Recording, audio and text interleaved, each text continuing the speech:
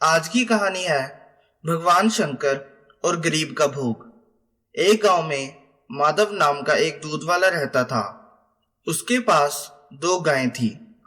वह हर सुबह उनका दूध निकालता और पूरे गांव में घूम घूम कर दूध बेचा करता था। माधव का हर रोज का नियम था कि दूध बेचने के बाद उसके पास जो भी दूध बचता था उसे माधव रास्ते में शिव जी के मंदिर में शिवलिंग पर चढ़ा देता था। उसका दोस्त राजेश हर रोज उसे ऐसा करते हुए देखता था। एक दिन उसके मित्र राजेश ने उससे पूछा कि तुम इतनी मेहनत से पूरे गांव में दूध बेचता है, फिर जो दूध बच जाता है उसे शिवलिंग पर क्यों चढ़ा देता है? बाकी लोग तो थोड़ा सा दूध पानी में मिलाकर शिवलिंग पर चढ़ाते हैं।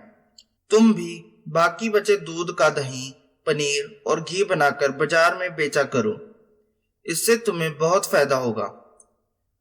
माधव ने कहा, राजेश, मैं पूजा पाठ नहीं जानता, मैं तो भोले बाबा की भक्ति करता हूँ। मैं अनाथ हूँ और इन्हें अपना पिता मानता हूँ, इसलिए इन्हें दूध चढ़ाकर इनकी सेवा करता हूँ। भोलेनाथ की दया से मेरी गुजर बसर अच्छे से हो जाती है।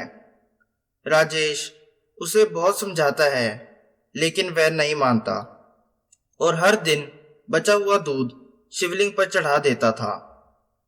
एक दिन वह शिवलिंग पर दूध चढ़ा रहा था, तभी मंदिर के पुजारी ने कहा, बेटा, हर दिन तू महादेव का अभिषेक दूध से करता है, तेरी क्या मनोकामना है जिसके लिए तुम यह सब कर रहा है? माधव ने कहा, मुझे भोलेनाथ से कुछ नहीं चाहिए, मैं पूजा पाठ तो जानता नहीं हूँ। मैंने कुछ लोगों को पानी में दूध मिलाकर चढ़ाते देखा तो मुझे लगा कि भोलेनाथ पानी मिला दूध पीकर कमजोर ना हो जाएं, इसलिए मैं इन्हें शुद्ध दूध चढ़ा देता हूँ। यह सुनकर पुजारी बाबा हंसने लगे। वह माधव के भोलेपन और उसकी अनोखी भक्ति से बहुत हैरान थे। एक दिन गांव में बहुत बारिश हो रही थी। माधव गांव में बारिश के कारण दूध बेचने नहीं जा पाया। उसका सारा दूध बच गया। वह सारा दूध लेकर मंदिर पहुंच गया। वहां पुजारी बाबा ने उसे रोका और कहा, बेटा, इतना दूध चढ़ाएगा तो सारा दूध पानी की तरह बह जाएगा।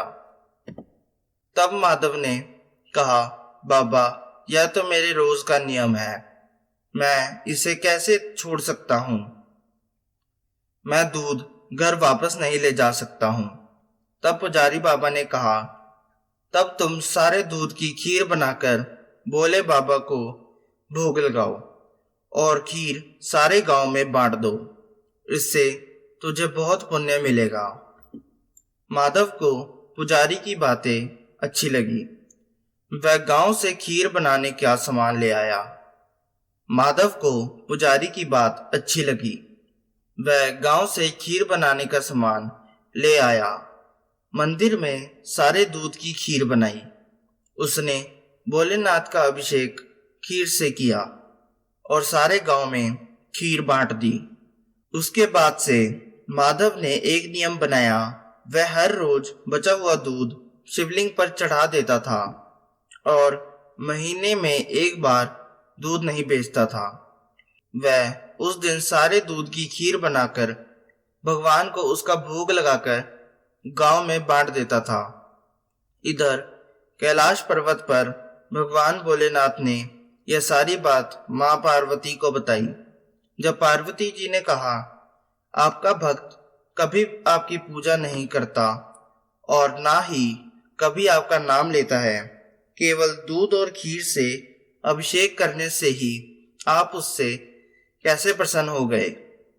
भगवान भोलेनाथ ने कहा कि पार्वती, उसकी निश्चल भक्ति ने मेरा मन जीत लिया है। इस संसार में हर कोई मेरी भक्ति और पूजा किसी कामना से करता है, लेकिन मेरा यह भक्त मुझे अपना पिता मानकर मेरी पूजा करता है और यह मेरी चिंता करता है कि कहीं पानी मिले दूध से मैं कमजोर ना हो जाऊं। इसलिए यह मेरा अभिषेक शुद्ध दूध से करता है।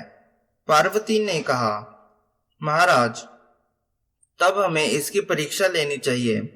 भक्त की परीक्षा लेने के लिए भगवान शिव और मां पार्वती ने सेठ सेठानी का रूप लिया और माधव के घर पहुंच गए। भगवान शिव ने माधव से कहा, दूध वाले, हम तुमसे हर दिन सारा दूध दुगने दाम पर खरीद लेंगे और दूध बेचने के लिए तुम्हें पूरे गांव में भागना भी नहीं पड़ेगा। हमारे नौकर यहीं से दूध ले जाएंगे और यहीं तुम्हें उसका मूल्य दे देंगे।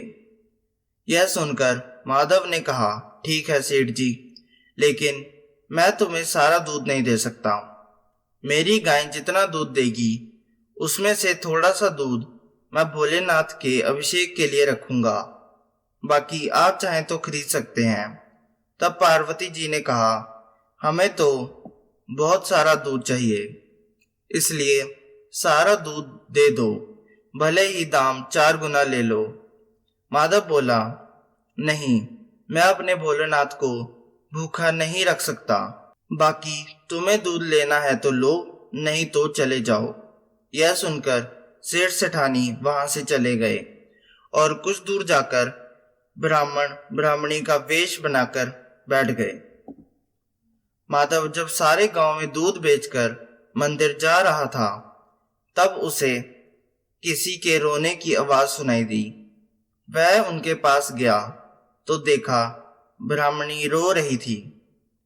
जब माधव ने रोने का कारण पूछा तो उन्होंने बताया कि मैं और मेरे पति कई दिनों से भूखे हैं।